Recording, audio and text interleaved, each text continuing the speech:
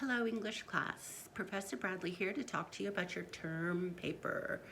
The term paper is meant to take everything that we've read and learned this semester and sort of decide how does that relate to our lives today? Are these things still speaking to us today, or is this just ancient history? Might it just as well be a history class? Well, I would argue that a lot, even though we'd like to think that we have come so far and we've changed so much and we wouldn't make the same mistakes that people made in the past, I would argue that a lot of their same values and beliefs that they held back then, we still hold today in one form or another. So your assignment is to do a 4 or 5 page paper and to examine the human values within a historical and social context that were back then in early America that also are still with us today. The assignment says, what values from the early American time period are still held today? In other words, what did they believe, value, think back then that we still believe in, value, or think today? And I would approach this by step number 1, list the texts that you've read this semester. And then I would think about, for each one of those texts or videos or lectures, what values and beliefs are present in those texts. And then think about the text and think which of those values or how many of those values they held back then do we still have alive and well today? Maybe slightly different details, but essentially the same human thought process going on. I would skim through the text and look for examples of that. And I would decide how you want to organize your body paragraphs, probably text by text, book by book, or story by story, or video by video, however. And then I would start a rough draft of the paper. You need an introductory paragraph. You need several body paragraphs, several texts, and you need a concluding paragraph and a works cited page. Let's see. It says here, strong warnings, do not just summarize. Summarizing is a very low-level thinking skill, so our brains love to go there because our brains like to do what's easy and what's familiar. But we need to push our brains to do something more than just summarize. And in fact, this paper is mostly you talking. I mean, you talking on paper, right? It's not, let me retell you this whole story to prove to you that I read it. I'm going to assume that you read it. You're a college student now. You don't sign up for a literature class if you don't plan on reading, right? Most of this is going to be you talking, your thoughts down in each body paragraph.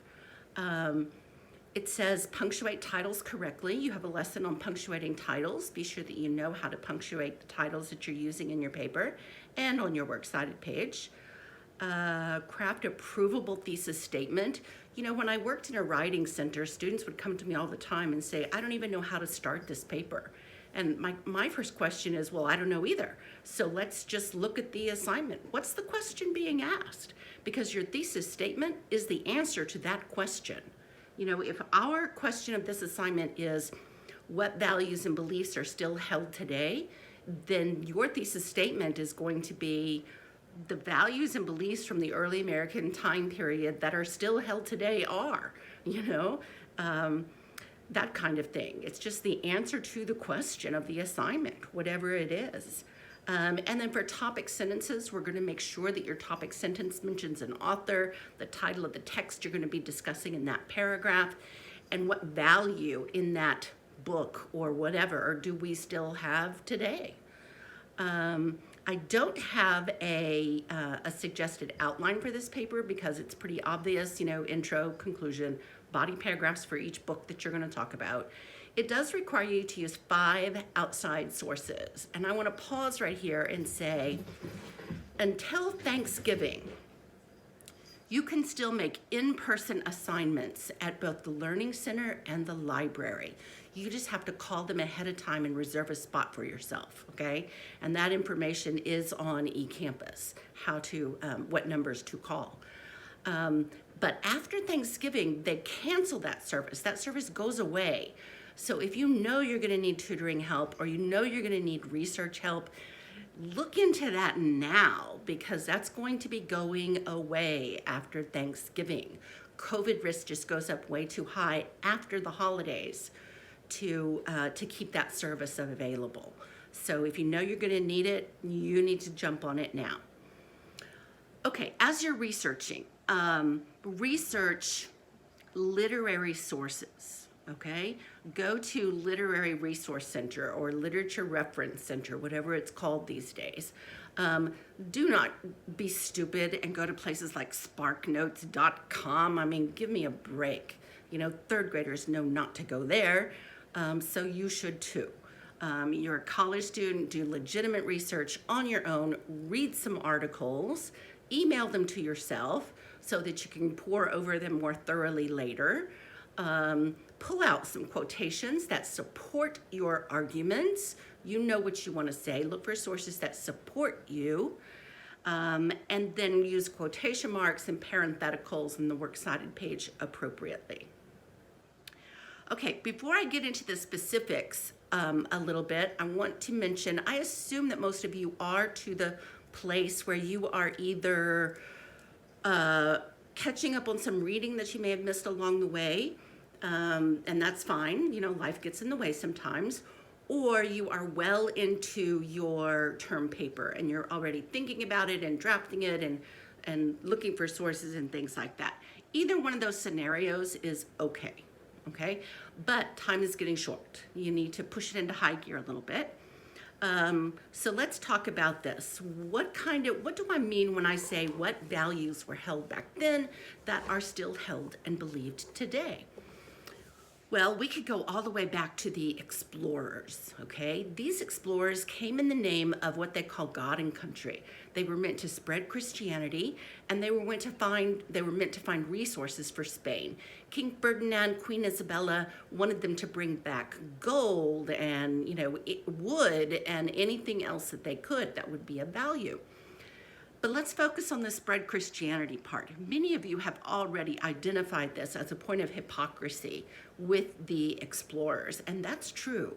You know, if they came in the name of God and they did so much murdering and raping and killing and plundering, that doesn't strike me as very Christian-like behavior. So there was a lot of religious hypocrisy in that time period.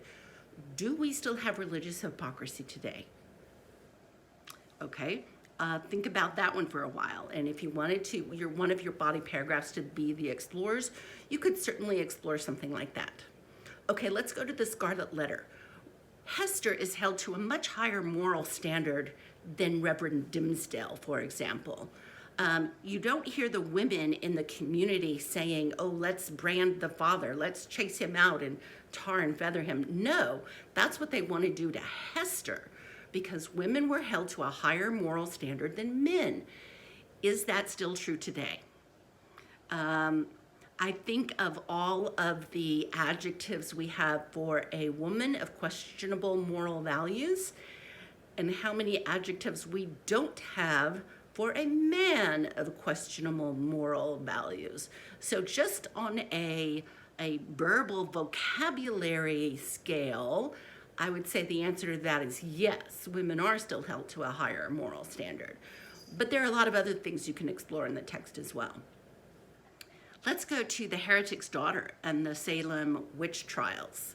Back then, they had a real, and Susan Harper talks about this in her lecture quite a bit, there was a real discomfort about strong, smart women. Is that still true today? A lot of times, men in leadership positions can get away with things and be called strong, whereas if women did those exact same things, they would be called bitch, right? Sometimes strong, intelligent women are discriminated against, are feared in ways that we saw going all the way back to the 1600s. Women who think for themselves. Women who don't just blindly follow whatever their husband says because they are thinking and intelligent individuals. Why would they do that, right? So, think about that one. Is that still true today? Another theme that pops up in The Heretic's Daughter, of course, is the whole concept of witch hunting. Do we still do witch hunting today? I would argue yes, but in slightly different ways. It sort of has evolved over the years. Witch hunting, they were trying to, it started out as a fear of things you don't understand or a fear of things you don't know about. And then it was a fear of strong and intelligent women because God forbid, a woman should be stronger or smarter than a man. And then it became, a fear in the 1950s. It was communists, let's all be afraid of communism and let's accuse other people of communism if we want to ruin them in some way. And then, in more current times, it became terrorists, If you are wearing a turban or a hijab or something else, you're just, a possible terrorist there, And what will it be tomorrow? I don't know. I can have some pretty good educated guesses, but I imagine that will go on for a long time. And since it has gone on to a long time, and as I'm writing this body paragraph, I might be thinking about my concluding paragraph. Maybe this is just human nature. Maybe this is just the way it is and it's not going to change. I hope it changes. We certainly have every reason to change, but maybe it's not going to change. Maybe this is just a permanent human quality that we just can't shed ourselves of. I don't know, but I'm going to think about that. I'm going to make a note off to the side that says, think about this as possibly blah, blah, blah, blah, blah. And I'll come back to my concluding paragraph when I get to the end of my paper. Okay, let's move ahead. Even in the letters of John and Abigail Adams, we learned that Abigail Adams, although she was a horrible speller, apparently, in her letters, she was an intelligent woman. John was away doing the political thing, and Abigail ran the house, the farm, the ranch, the people, the everything, She was a strong, intelligent woman, but she had to stay on her farm. She wasn't out in the public. And she herself downplayed her intelligence and her strength. She talks about how she didn't go to school and the reasons why, and, noted that girls were not educated back then past a certain point. But even in her letters, her role is limited, although she has huge capabilities, right? Let's talk about Uncle Tom's Cabin. What values do you see in Uncle Tom's Cabin that are held today? I really like this book. I liked it much more than I thought that I would. And one of the themes that I really like in this book is how weak and ineffectual the white people are, because they keep promising things that they never actually fulfill. How many times was Tom promised his freedom and he didn't get it because of some stupid behavior on the part of the white person, or because of some weakness on the part of the white person? The Shelbys wouldn't have lost him in the first place if it weren't for Mr. Shelby's gambling. He obviously is a gambling addict. It's things like that are kind of disturbing. Promises made to an oppressed people that the people who supposedly are in power never fulfill. Do we ever see that today? Oh, yeah. You might want to play around with that idea a little bit. Or, lots of themes go through this time period, including religious intolerance, which, that takes us back to, even in The Heretic's Daughter, that they wanted to brand all the Quakers on their forehead so that you knew that a Quaker was around. Oh my God, a Quaker, which is really sort of hypocritical, because hypocrisy is a good theme that runs through the time period and certainly alive and well today. It was interesting because they left England to escape religious persecution, and the first thing they did when they got here was to religiously persecute everyone. That has been a long-standing psychological phenomenon that we have known about. The oppressed become the oppressors, as you see with Sambo and Quimby in Uncle Tom's Cabin. Sometimes the slaves who are put in charge of other slaves were the worst to the other slaves. You know, you would think they would be easy on them. Oh my gosh, no. They were so harsh. They were so cruel. It's just an interesting psychological phenomenon that goes on. An idea of your attitude toward the sick is another common theme that runs through these texts of isolating and judging people who are ill instead of helping and feeling bad for them. Society sort of shunned them and pushed them away. Do we ever still see that today? Are we judgmental of the ill? I would say yes. I mean, the minute you hear of someone who has HIV/AIDS, you know what you judge immediately. You know where your mind first goes. And it's the same thing for like lung cancer. If somebody comes up and, you know, they have lung cancer, the first thing you think is, oh, they were a smoker. You know, they brought this on themselves. That's harsh, you know. But I think that we still do that today. I think that was done back then. I think we still do it today. Okay, so there's a lot of things to think about, a lot of things that need organizing and rethinking and everything else. Try to have some fun with it. What can you do? Don't get so impassioned about it that your writing gets out of control, or that you go off on some tangent that you feel really strongly about, but it doesn't really relate back to the assignment, perhaps as well as it should. Okay, I understand that tendency. I have that tendency myself, but you just have to go back and edit yourself, you know, and make sure that you are keeping the focus on values that they held back then that we still have today. And then in the conclusion, why is that the case? Okay. Let me know if you have any questions. Let me know if I can help in any way. Let me know if you need clarification on anything. I'm around. Okay. I will talk to you soon. Bye.